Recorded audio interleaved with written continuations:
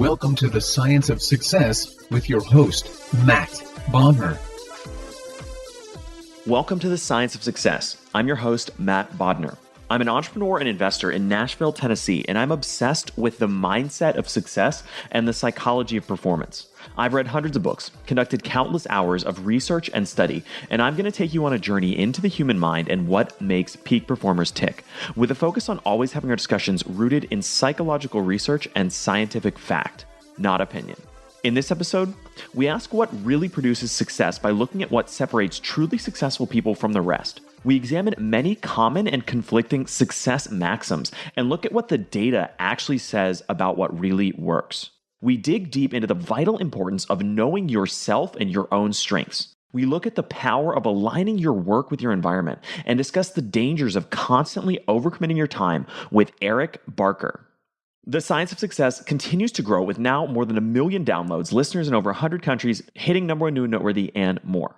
I get listener comments and emails all the time asking me, Matt, how do you organize and remember all this incredible information? A lot of our listeners are curious about how I keep track of all the incredible knowledge I get from reading hundreds of books, interviewing amazing experts, listening to awesome podcasts, and more. Because of that, we've created an epic resource just for you, a detailed guide called How to Organize and Remember Everything. And you can get it completely for free by texting the word SMARTER to the number 44222. Again, it's a guide we created called How to Organize and Remember Everything. All you have to do to get it is to text the word SMARTER to the number 44222 or go to successpodcast.com and join our email list. That's successpodcast.com and join our email list. In our previous episode, we discussed why people struggle to reach outside of their comfort zones and why it's so critically important that you do. We explored the 5 core psychological roadblocks stopping people from stepping outside their comfort zones. We went deep on how you can become tougher, more resilient, and embrace discomfort, and how you can master the art of small talk, what you need to cultivate the skill of global dexterity, and much more with Dr. Andy Malinsky. If you want to finally make progress on something that's been holding you back, listen to that episode. Also, don't forget, if you want to get all the incredible information we talk about in this show, links, transcripts, and much more, and believe me, there's a ton of show notes for this episode, be sure to check out our show notes at successpodcast.com. Just hit the show notes button at the top. Lastly, you know how much I talk about the concept of mental models and how vital it is to build a toolkit of mental models in order to be successful and achieve your goals. That's why this week I am super excited to tell you about one of our sponsors, Brilliant.org. Brilliant is a math and science enrichment learning tool that makes mastering the fundamentals of math and science easy and fun. They're offering a special promotion for Science of Success listeners, and you can get it at brilliant.org/science of success. Mastering the fundamentals of math and science is such an important component of building a toolkit of mental models, and Brilliant is a great way to get started on that path. Another sponsor for this episode is the Success Live Summit, which, as we hinted at, is not actually the Science of Success, but Success Magazine puts on an awesome live summit, and they've been kind enough to sponsor this episode, as well as hook us up with some sweet guest speakers, which will be coming on the show in the next couple of weeks. But this event's actually pretty awesome, and I'm kind of bummed out that I'm not going to get to go to it. I have an immovable schedule conflict, but my producer Austin, who's here in the studio with me, will be able to attend it, and he's going to be there. Yeah, we're super excited, and if anybody's listening to this right now and wants to meet up, shoot me an email at austin@successpodcast.com. We'd love to chat, shake hands, take pictures. It'd be awesome. I think it's really important for people that are striving to become more successful, to become more fulfilled, looking into the science of success, to be around other people with those same goals. So this time around, the event is 2 days. It's in September 8th and 9th in Long Beach, California. There's ticket packages available, and they've got some amazing speakers, Matt. They really do. I mean, there's people like some of my favorite authors, Keith Ferraz, the author of Never Eat Alone, which is literally sitting on my desk right here. I constantly keep it in front of me because it's probably the greatest book ever written about networking. They've got Peter Diamandis, incredible thinker and leader, people like Brendan Bouchard, Mel Robbins, a really phenomenal lineup. Yeah, it's going to be great. And they're speaking on a ton of things, from success, how to become a better leader, find balance in your life. If you're a CEO of a company, you really got to find time to recharge, time to hit the gas. So just finding balance, mental strategies to making yourself bigger and better and your business bigger and better. Really hitting on all cylinders here. It's going to be a great, great event. So you can learn more and get tickets at successliveevent.com. That's successliveevent.com. Definitely check it out. If you're in Long Beach, I would highly recommend checking it out. Or if you're looking for a really cool event, September 8th and 9th, Long Beach, California, successliveevent.com. You can find all the information you need. Success Live. Learn, develop, achieve. Go to successliveevent.com today to get your ticket. Now for the episode. Today, we have another amazing guest on the show, Eric Barker. Eric is the creator of the blog Barking Up the Wrong Tree with over 290,000 subscribers. His work is syndicated by Time Magazine, Business Insider, and he's been featured in the Wall Street Journal, the New York Times, and much more. Recently, his new book, Barking Up the Wrong Tree, The Surprising Science Behind Why Everything You Know About Success is Mostly Wrong, was named a Wall Street Journal bestseller. Eric, welcome to the Science of Success. Thanks so much. It's great to be here. Well, we're super excited to have you on. As I was telling you kind of before we got started, I've been a long time reader of your blog and a big fan. I got to ask you at the beginning, how do you pronounce the name of it, and what's the story behind the actual kind of, I'm going to botch it terribly, like Bacadusio or Batacaseo, or I don't know how to say it, but tell me the story behind what that is and why you initially named the blog that. I started the blog on a lark. I didn't even really know what I was doing with it at first, but basically I took Japanese as my language in undergrad, and I found out the first day of class that my last name means moron in Japanese. And so I've been to Tokyo 3 times. I've never had a Japanese person forget my name. And so basically in the Japanese language, you usually use last names.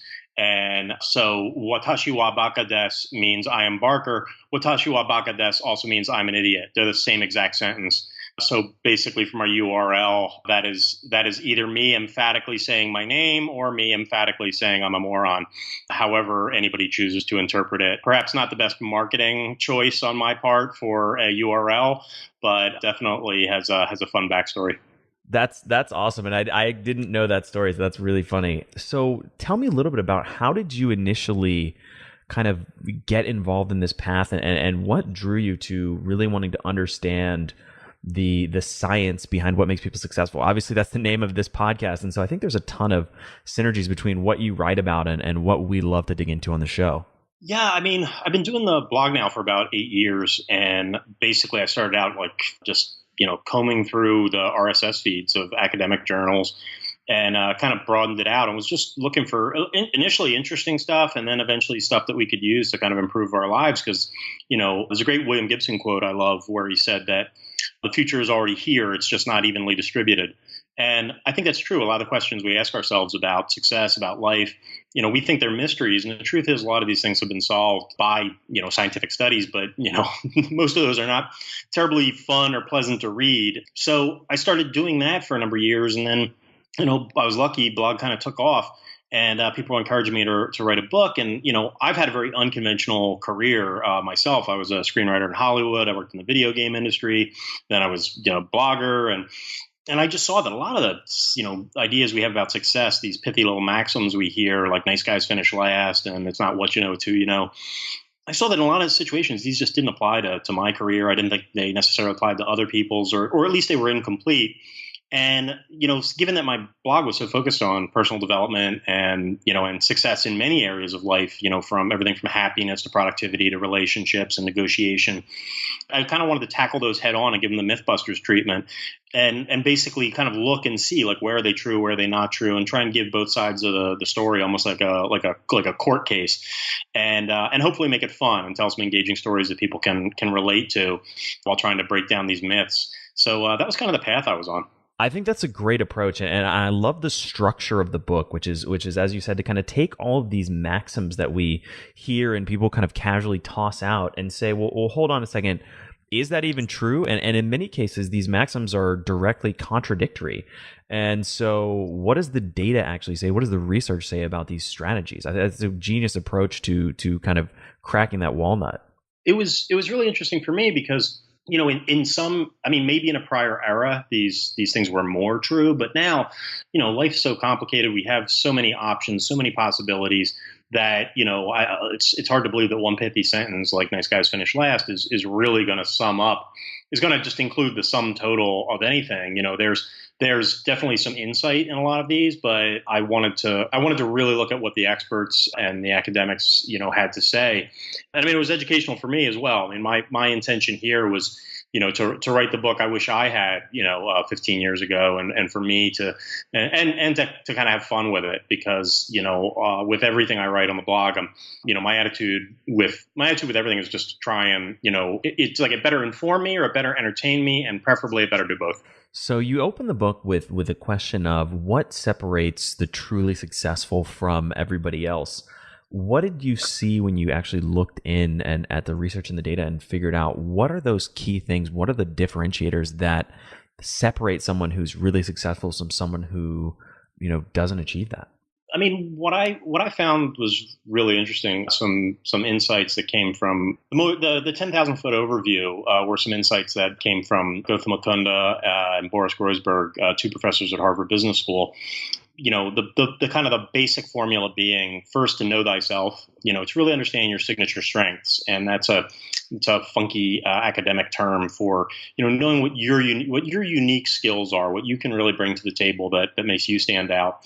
Knowing your interests, knowing your passions, knowing your signature strengths. And then aligning that with an environment that rewards those, that incentivizes those, because you can be really good, at something, but if you're not at a place that respects and values that, you're probably not going to be very successful. And on the flip side, you might work for a great company or a fantastic organization, but if you don't really bring something to the table that's unique and stands out, again, you're probably not going to do so well there either. But once we look at those signature strengths and we find a place that rewards them, believes in those, you can really do something. And what's interesting there, and I discuss this in both the introduction and the first chapter, is what Harvard professor Gautam Mukunda calls intensifiers. And those are basically qualities that in general are negatives, but in the right environment can actually be positives. They can actually be incredible competitive advantages. The example I use in the book is when I talk about the story of Yuri Robich, who was the dominant participant in a race across America, which is this bicycle race that literally goes from Atlantic City to San Diego. They cross the entire United States. And unlike the Tour de France, which has breaks, the race across America does not stop. The minute the clock starts, it does not stop, meaning if you stop to go to the bathroom, if you stop to sleep, if you stop to anything, your competitors can pass you. And so people usually complete the race in 9 to 12 days. 2 people have died trying to do this. It is just a relentless monster of an event. Outside Magazine just declared it the most grueling ultra endurance event there is. And Yuri Robich was the most dominant athlete in this sport. And the reason that he was so dominant is he would literally lose his mind. He would actually go crazy. He would hallucinate. He would become paranoid. He'd just start crying. He would hop off his bike and get in fistfights with mailboxes. He would lose his mind. But that disassociation allowed him to cope with just the unimaginable pain and discomfort of riding a bike for 9 days straight. And he was so dominant, he would actually the difference between him in first place and the guy in second place was 11 hours. So literally, he would pass the finish line, and you'd have to wait half a day to see number 2 cross the finish line. Now, I think when I was a kid, my high school guidance counselor didn't tell me that losing my mind and getting in fistfights with mailboxes was a path to success at anything. But that's where we get into the complexities of it, where it's just not so simple as play by the rules, get good grades, eat your Wheaties, and everything's going to work out for you. We need to look at those times where when are negatives positives, and that's why, like I said, when I talk about knowing yourself and finding the right environment, that doesn't necessarily mean the typically prescribed things like get good grades and, be sweet and nice.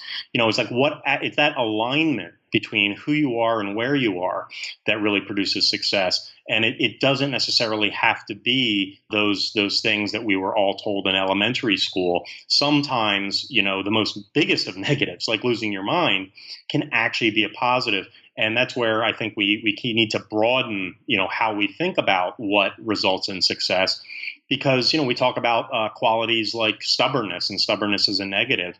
But if you're an entrepreneur trying to do something really difficult, stubbornness is called grit. And all of a sudden we think it's fantastic. Well, grit and stubbornness can be the same exact thing. But that quality in you When you align it with the right environment, it's a fantastic positive. And for entrepreneurs, it's probably essential. And when you put it in the wrong environment, like a typical corporation where a groupthink is really a big thing, being stubborn and difficult can be problematic. So it's more about alignment in the big picture than it is about, the positives or negatives of any particular quality in the abstract. I love that nuance, and the that story really highlights the example that context is vitally important. Another story that you talked about is the story of Pixar, which I thought was really powerful.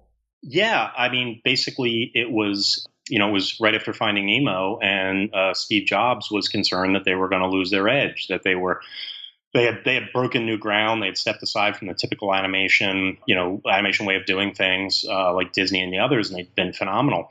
And they brought in Brad Bird to direct the next movie, and he wanted to do things differently and try and make sure that they stayed innovative and they stayed edgy.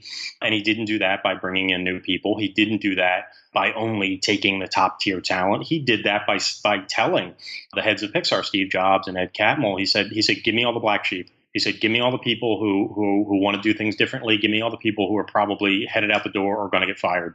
And with those guys, Brad Bird, they managed to do things the studio had never done before. They managed to accomplish things more cheaply. They did it quicker. And in the end, they ended up making the film The Incredibles, which not only grossed, I think, over $600 million, but also won the Oscar for Best Animated Feature. And again, they did this by embracing, the different attitudes that some of these people had, rather than looking at them through the typical corporate lens of, oh, those guys are difficult.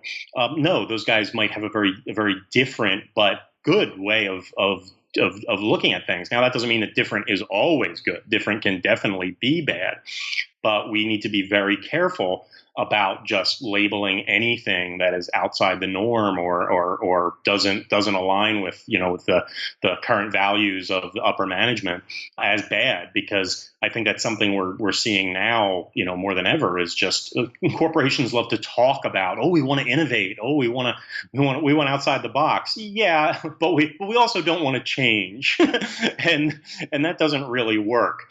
So being able to look at what the qualities are, sometimes qualities that on the surface seem like negatives, in the right environment can be positives.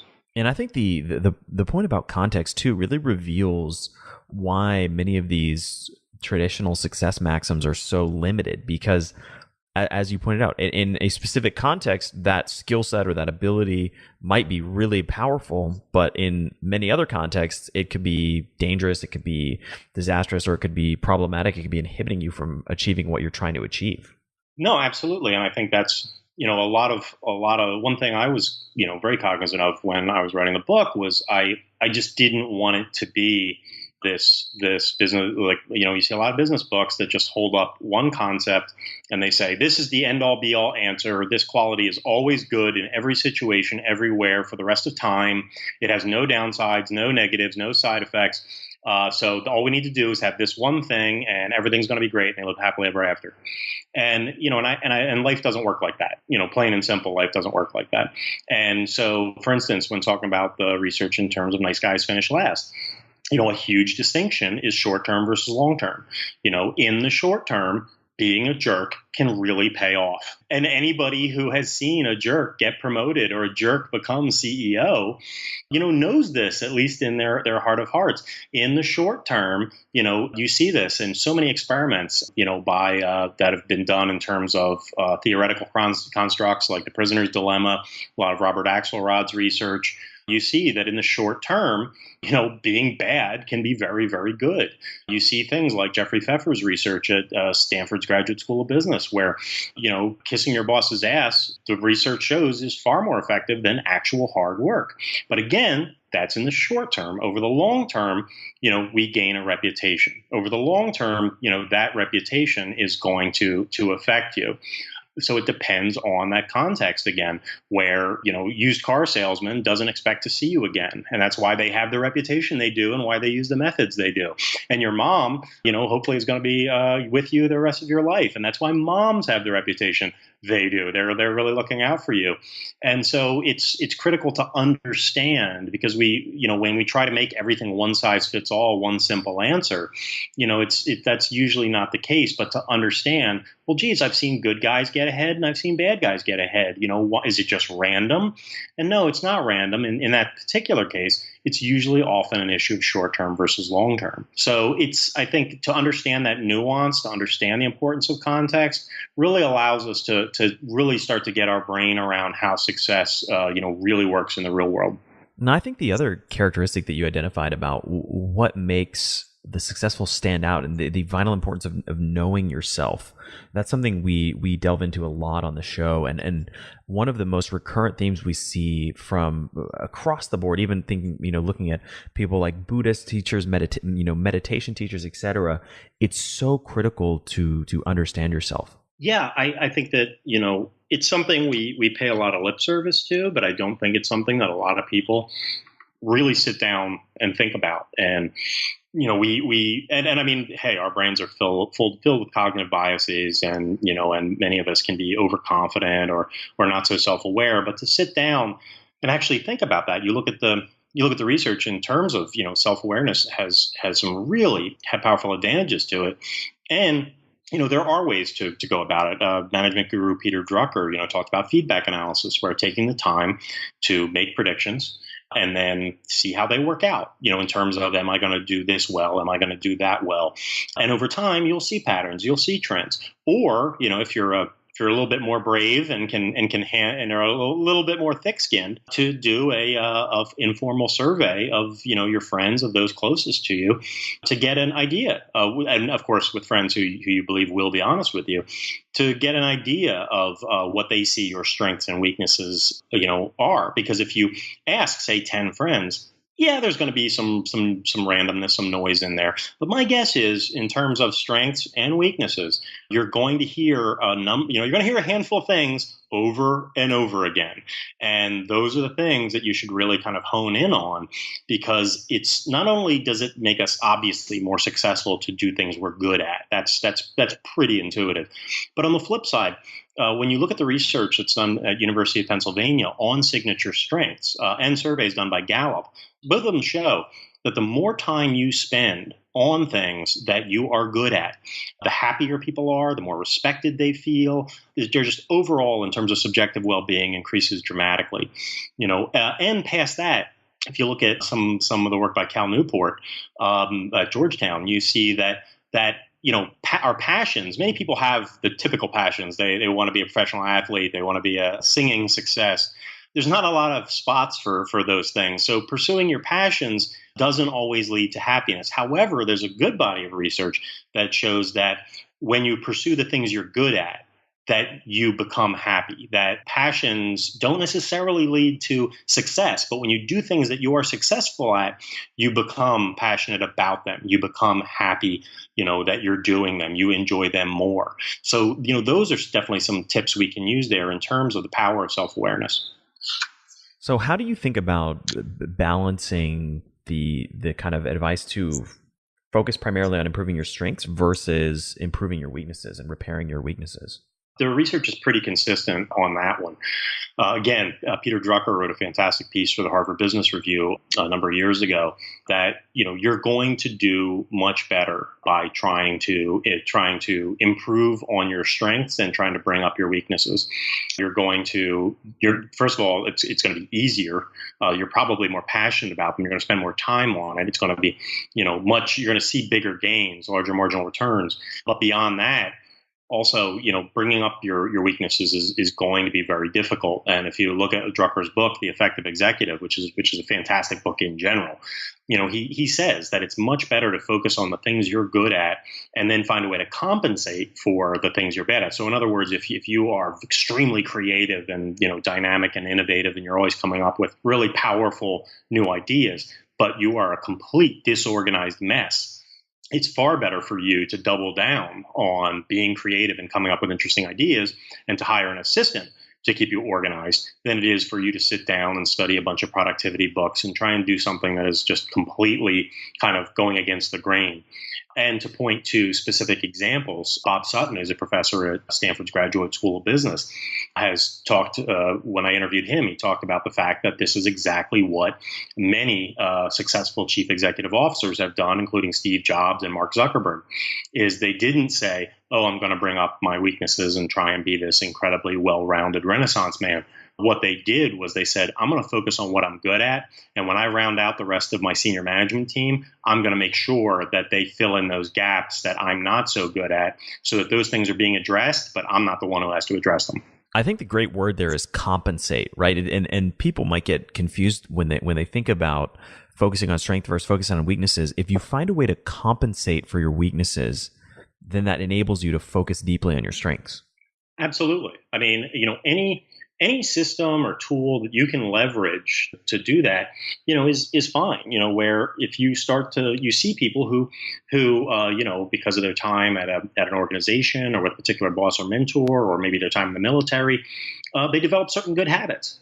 And, they might not be the most organized person, but because they were at an institution or in the military that taught them a number of habits, then they can pick those things up. So training yourself in terms of habits can be a personal way to compensate for your weaknesses, to use, certain technology tools or apps that, help you compensate. Or again, if you're an entrepreneur or if you're in an organization where you have direct reports, you can be cognizant of this and hire to attempt to deliberately compensate for your weaknesses, because you're going to see in general much greater returns from focusing on your strengths. And that circles back to, the importance of knowing yourself. Again, if you really have a clear understanding of where you're strong and where you're weak, it's that much easier to say, hey, I suck at being organized, or I suck at this particular piece of the business. This is what I need to find somebody who their skill set is exactly this. Yeah, I mean, it's funny. It's funny you say that, because that's exactly what Drucker says in Effective Executive, where he says, we all know those people who they're few and far between, but we all know someone who is able to take on a project and pretty much, they may not know what they're doing, but they know how to approach it. They go ahead, and it seems like they're always a phenomenal success, and we're very envious of these people. But Drucker says one of the reasons that people can do that is because once you are really aware of your strengths and weaknesses, you're very quickly able to diagnose a situation and say, oh, this naturally aligns with my strengths, so I'm just going to sit down and do what I usually do. Or this is not so aligned with my strengths, but knowing what my strengths are, then I can find the right kind of solution to this. I can get help from the right people, because maybe I'm a better communicator than I am researcher. Okay, well then I'm going to get on the phone and I'm going to talk to some experts who really, or maybe I'm, absolutely, I'm a bookworm, but I'm not a great communicator. Okay, well then, I'm going to read all the great books on this, and I'm going to focus on putting something like this down on paper as opposed to, merely talking to people. Just understanding your strengths allows you to plan the right way to go about achieving a goal, because there's many different, strategies you can take. Once you kind of know the meta goal, what's the overall big plan, there's often many different ways to get there. And when you know your strengths, you're able to better plan. When you don't know your strengths, you're kind of rolling the dice. And if you're deluding yourself, then you actually might be in the worst situation of all, which is you may be actually working against your own best interests. I'm super excited today to tell you about our sponsor for this episode, Brilliant.org. Brilliant.org is an absolutely awesome website that's focused on math and science learning and making it super easy and approachable. You know how big of a fan I am of mental models and building a toolkit of mental models. And in many ways, one of the core things driving the show is helping you build a toolkit of mental models so that you can better understand the world and so that you can master the art of decision making. And that's why Brilliant.org is so awesome, because you can integrate a lot of these mental models around probability, math, and science into your into your day by using something like Brilliant.org. And I've got my producer, Austin, here to join us and talk a little bit about Brilliant.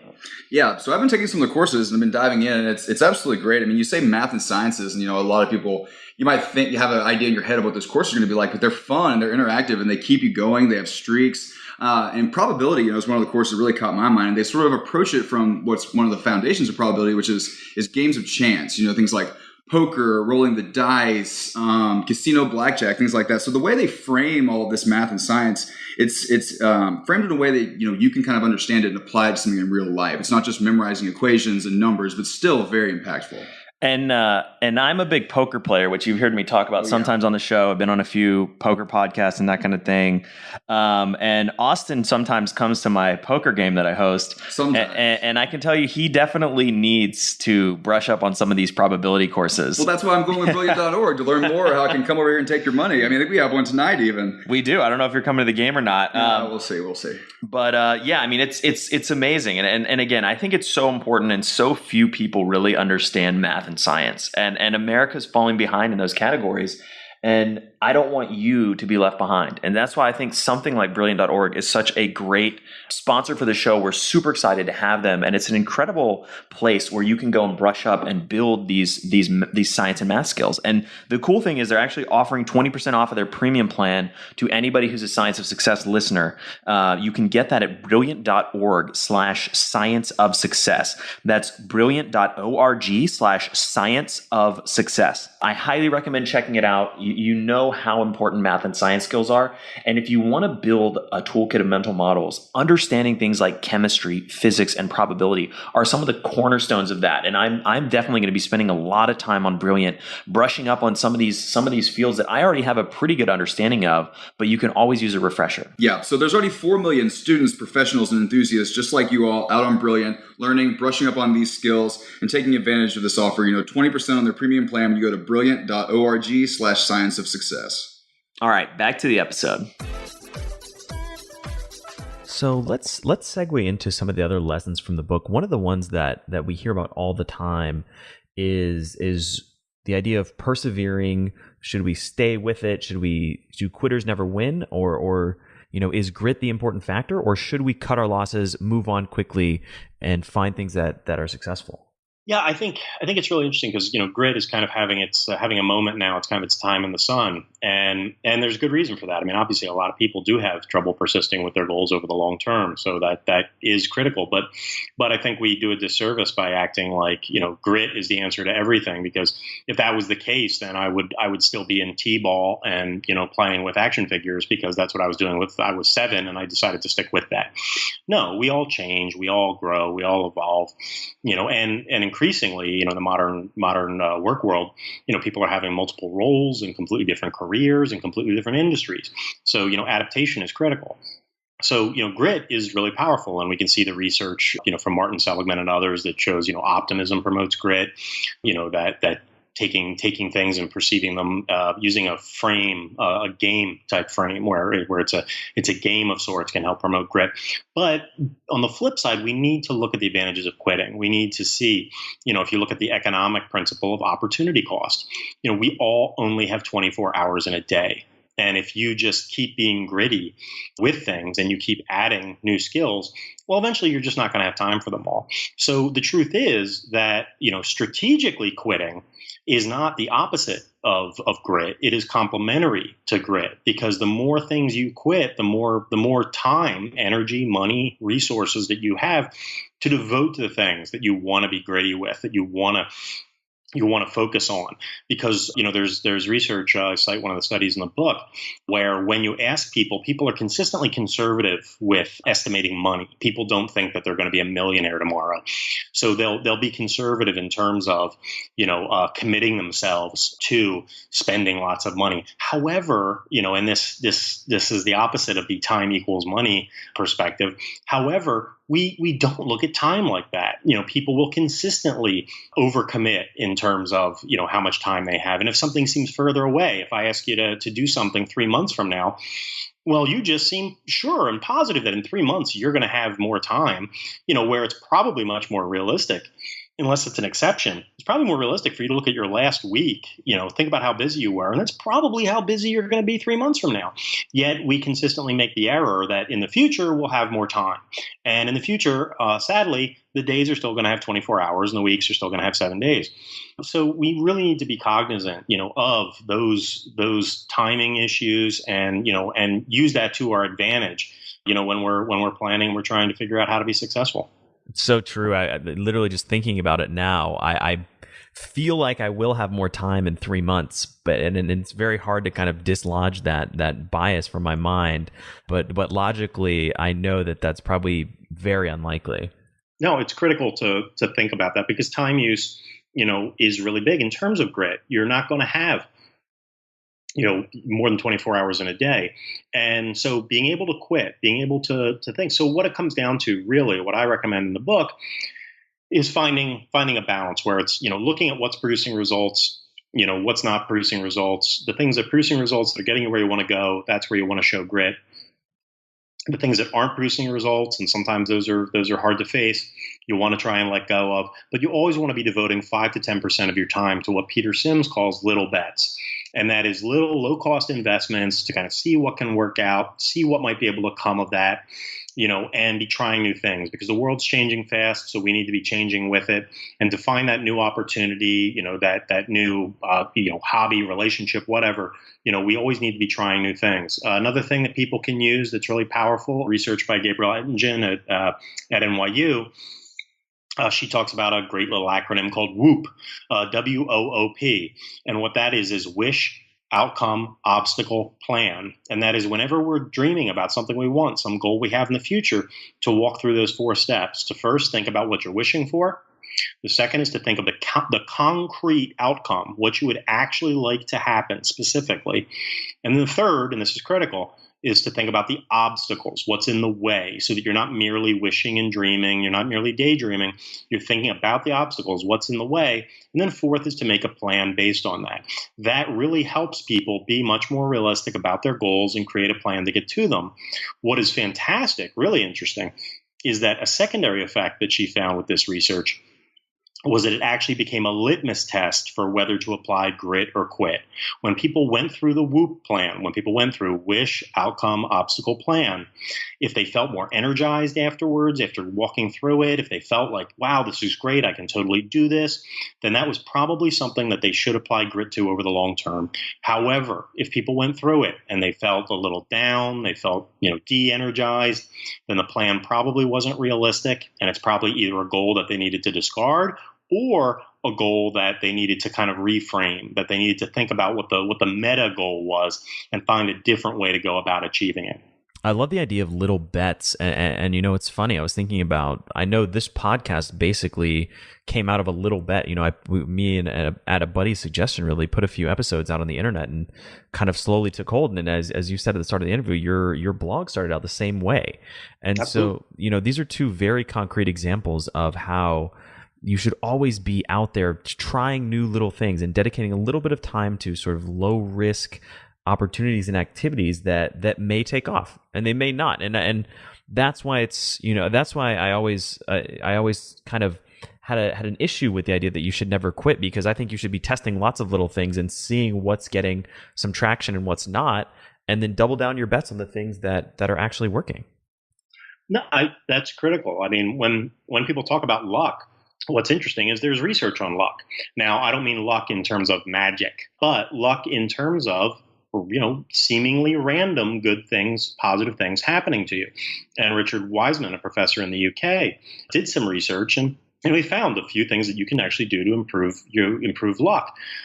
One of them was, the idea of being open to new experiences, trying new things, because it's intuitive. We don't usually think about it, but it's only rational, intuitive. If you lock the door to your house, don't answer the phone, don't go on the internet, how many random good things are going to happen to you? Not too many, versus if you're out there exposing yourself to possibilities. Yeah, negatives can happen, but plenty of positives can happen as well. And so that's the kind of thing we need to be thinking about is, trying new things, exposing ourselves to new experiences, because you can't guarantee that great things are going to happen to you, but there are certainly things you can do to increase or decrease the possibility of those little serendipitous moments occurring. And one of the best ones is, little bets, little low cost, low resource, low time investment things that could, produce great results. I dare to say that in the modern era, that is sort of essential because the world's changing. We're going to have to change. And that's something that we need to keep doing, a certain percentage of our time just to make sure that we're keeping up with the natural changes in the world. So tell me about one of the other topics that you wrote about that I thought was really interesting was how do we, as you put it, walk the tightrope between confidence and delusion? And how often should we really focus on believing in ourselves? See, it's really interesting because, confidence there's no doubt that, confidence, first of all, makes us feel good. Second of all, confidence has an enormous impact on how others perceive us. And confidence was a really interesting thing to explore because, I've never heard anybody say I'm trying to decrease my confidence. You don't see a lot of books about how to reduce your self-esteem in 5 easy steps.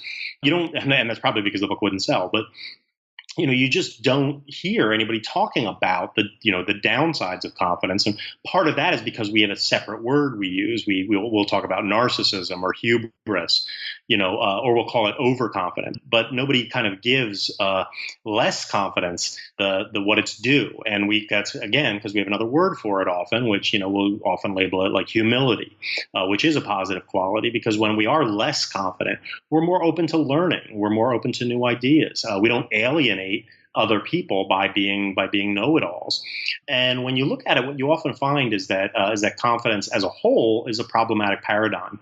Because when you look at the research, confidence usually follows success, doesn't lead to success. And when California launched a state initiative to try and increase the self-esteem of students because they thought it would increase grades, decrease drug use, all these other things, what they found is that it had almost no effect at all. In fact, the only effect it probably had was increasing narcissism because confidence usually follows success. It doesn't, always lead to it.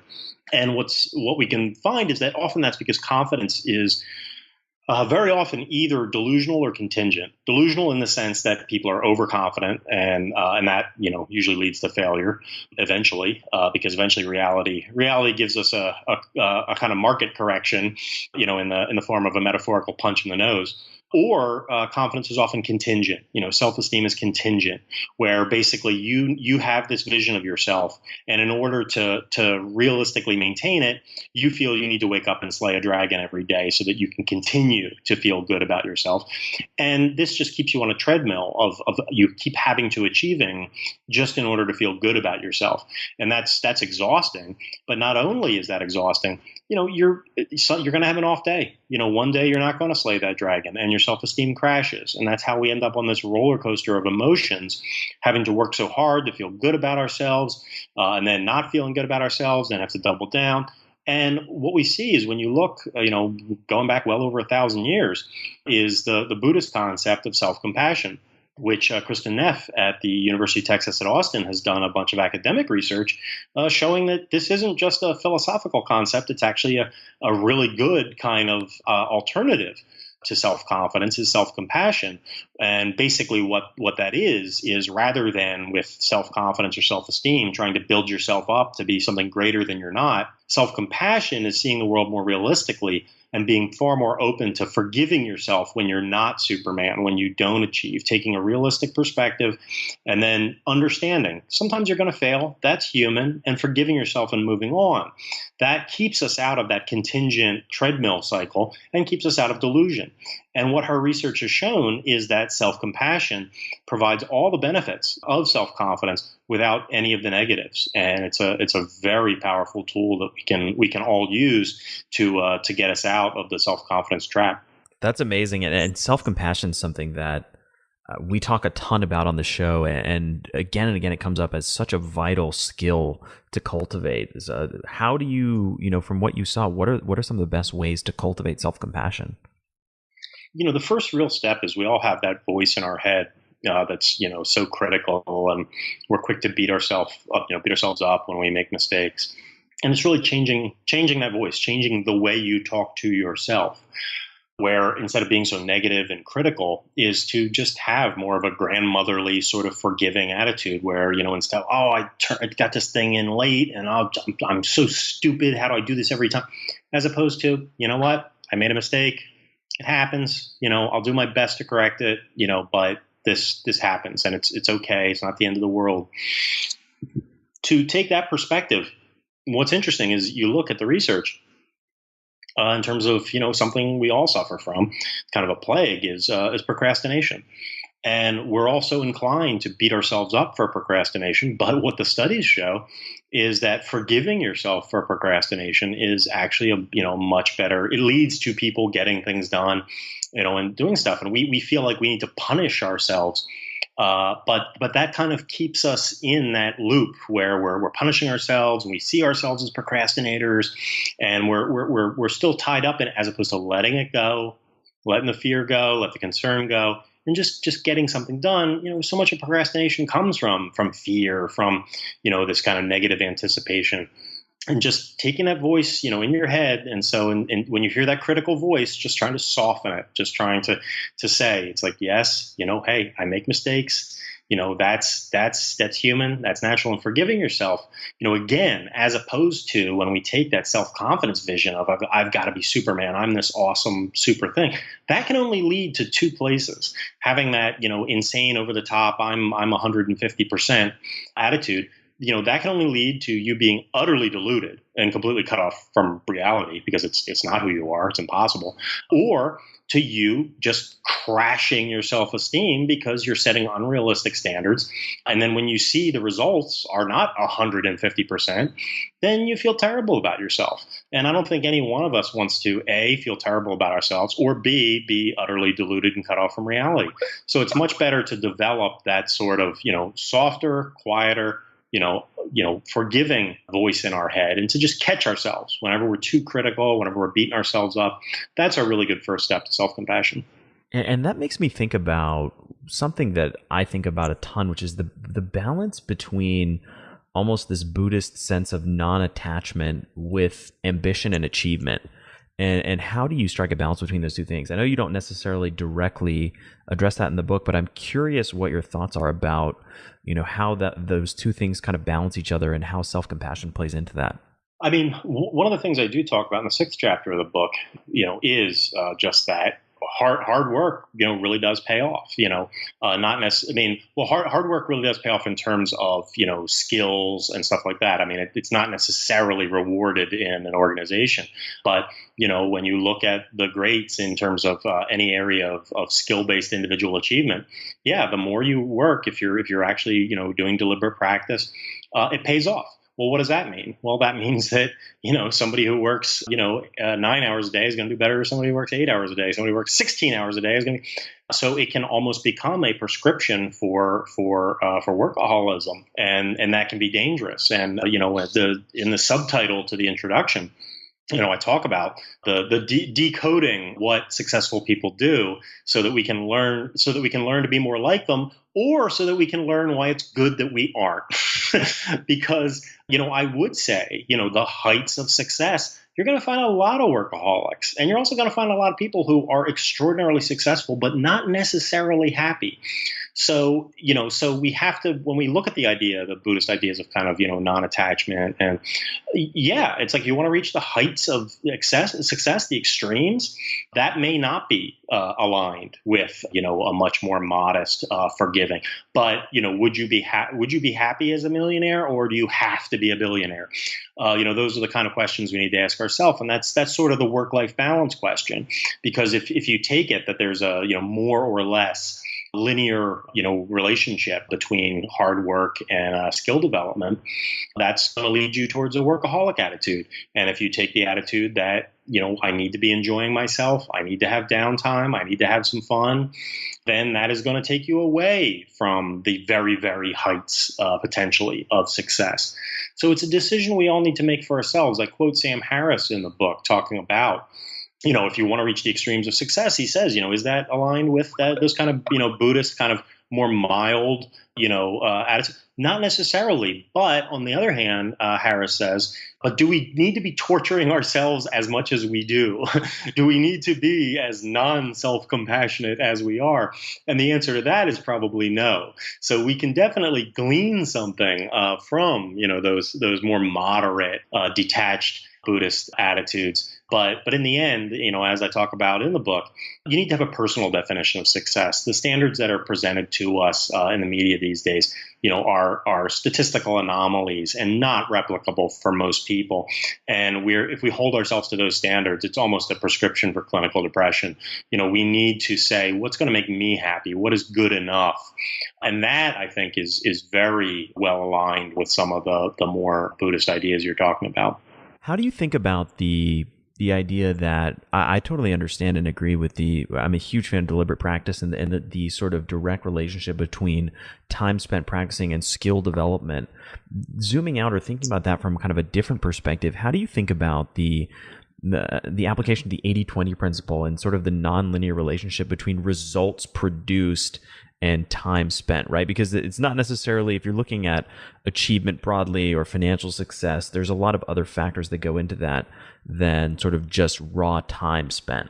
Well, I mean, that's one of the things I think the biggest mistake people make when they haven't really read the literature, is just, 10,000 hours. It's like, well, no, it's not 10,000 hours. I've definitely driven a car for 10,000 hours. That doesn't prepare me to go into Formula One or NASCAR, because that wasn't deliberate practice. I was not actually pushing my limits and trying to get better. I may have spent 10,000 hours washing my hair, in the course of my life. I'm not an expert hair washer. So, first and foremost, realizing that, 10,000 hours alone is proof of nothing. It is the issue of deliberate practice. And, and again, there's a lot of other factors as well. If there are issues, if you're 5'4", you can spend 10,000 hours. I still don't think you'll be in the NBA. So there are, physical limitations, natural limitations, and also there's always going to be diminishing marginal returns where, the further along you go, the harder it's going to be to improve. Your first year or two at anything you're going to make, if you are using deliberate practice and spending a lot of hours, you're going to get very good, very fast. But, after those 10 years, it's going to require enormous amounts of energy and effort and time, just to move the needle a recognizable amount. So, so I think very often when we're talking about skill development, it's grossly oversimplified, and because that's what most people want to hear. But it is more nuanced than that, and we need to be realistic about some of the limitations and some of what's involved. And I don't think it's surprising that many of the people who do reach the heights of skill development and success in arenas, even if they have natural gifts, there's usually a fair amount of obsessiveness involved.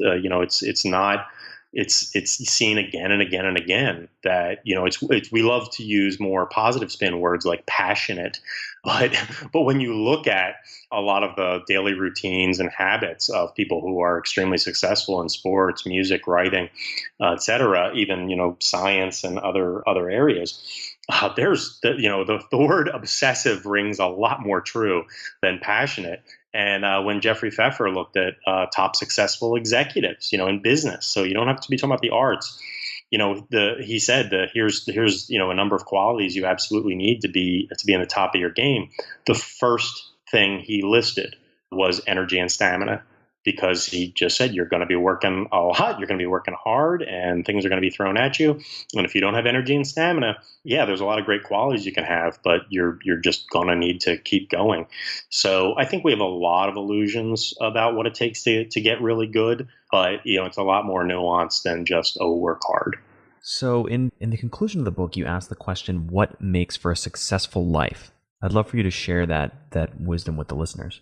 I mean, in terms of, a successful life, it's like we really need to be thinking about that concept of alignment of your signature strengths, and picking the right environment, and we need to really think about relationships. Relationships are really critical, because that is part of, that environment is the relationships you have. When you look at the results of the Grant study, which, followed a number of men, I believe started in the 1930s, and followed men throughout their entire lives. from college throughout, you saw that George Valiant, who led the study for a few decades, when interviewed, he said that the most important thing in life is your relationships, full stop. And that was critical. And when you saw similar results out of the Terman study, which was another longitudinal study that followed people throughout their entire lives, because it's very easy to do a sample of 100 undergrads for a month or two, but to follow people from their teen years or their youth all the way throughout, relationships are really critical. And obviously in business, in one of the chapters I talk about networking and how important that can be, but in terms of our lives, how you feel about other people. And the interesting thing is those people with good relationships, who felt loved, who gave love, actually were more career successful as well. So, that idea of aligning your signature strengths with your environment is really important. But if we're not thinking about relationships and our connections with other people, I don't think any of us look forward to having deathbed regrets. And what you see is when people are on their deathbed in an informal study, that most of the things were not about career and financial success. In fact, quite the opposite. One of the top 5 deathbed regrets was I wish I had not worked as hard. And we need to be thinking about those relationships because in the long term they seem to be much more important than the immediate financial or career successes. So for somebody who's listened to this interview and they want to concretely implement some of the advice and the wisdom that you've shared, what would be one piece of homework that you would give them as a starting point to do that? I would say what we talked about in terms of know thyself. I would say to do an informal survey of your friends, the friends who aren't just going to tell you what you want to hear, who are who in general, those friends who are perhaps a little too honest, they have good use for you now. So to ask 5 or 10 friends, to tell you what they think your strengths and weaknesses are. And like I said, you're going to hear some random things, but I think you're going to hear a number of things repeated. And once you start to identify what those are, then you can start to think about your environment. And if you're up for a career shift, you can think about an organization or a company that might respect those things. If somebody says you're really organized, you're fantastic with logistics, then being a painter might not be the best choice. However, working for FedEx or UPS might be a fantastic choice if you're really organized, time efficient, and good at logistics. And by the same token, to just understand if wherever your strengths might lie, if you can align those. And in the same way, if even at home, with your partner, with your family, to realize what you're good at, what you're not good at. Can really help out your relationship in terms of dividing duties and tasks around the house or with kids in terms of your partner, as opposed to both of you doing things which it's inefficient for you to be handling when you have advantages elsewhere. So first and foremost, I would try and survey those friends, try and get an idea of those strengths, and then start thinking about who rewards those, what groups, organizations really reward and value those things. And then you can start to see, to pick the right pond, to basically find the place where you fit in and you are valued and respected. I think that's really critical. And for listeners who want to find you, read more of what you've written, where can they find you, your blog, and the book online? Well, because my URL is a little hard to spell, I think the best thing is to probably either Google "Barking Up the Wrong Tree," that's my blog, "Barking Up the Wrong Tree" blog, or Google my name, Eric Barker. The best way to keep up with what I'm doing is to join my email list. You'll get one email a week with my latest post in terms of the research and stuff I've been looking at. And my book, "Barking Up the Wrong Tree," is available on Amazon and other retailers, so they can find those there. Well, we'll make sure to include all of those in the show notes, as well as all the studies that you talked about. There's tons and tons of notes for this episode that I know listeners are going to want to dig into. But Eric, thank you so much for coming on the show. As I said, I've been a huge fan of your blog for years and years, and it's so great to have you come on and share all this knowledge with our listeners. Thanks so much, Matt. It was really a pleasure. Thank you so much for listening to The Science of Success. Listeners like you are why we do this podcast. Your support is what drives us and keeps us creating great new content, adding value to the world, and interviewing amazing guests each week. The emails and stories we receive from listeners around the globe bring us joy and fuel our mission to unleash human potential. I love hearing from listeners. If you want to reach out, share your story, or just say hi, shoot me an email. My email is matt@successpodcast.com. That's matt@successpodcast.com. I'd love to hear from you, and I read and respond to every listener email. The greatest compliment you can give us is a referral to a friend, either live or online. If you've enjoyed this episode, please leave us an awesome review and subscribe on iTunes. That helps more and more people discover the science of success. I get a ton of listeners asking me, Matt, how do you organize and remember all this information? Because of that, we've created an amazing free guide for all of our listeners. You can get it by texting the word SMARTER, that's SMARTER, to the number 44222, or by going to successpodcast.com, that's successpodcast.com, and joining our email list. Don't forget, if you want to get all this incredible information, links, transcripts, everything we just talked about in this show, and believe me, this particular interview with Eric Barker has a tremendous amount of show notes. Be sure to check out the show notes. You can go to successpodcast.com and hit the show notes button at the top. Thanks again, and we'll see you on the next episode of The Science of Success.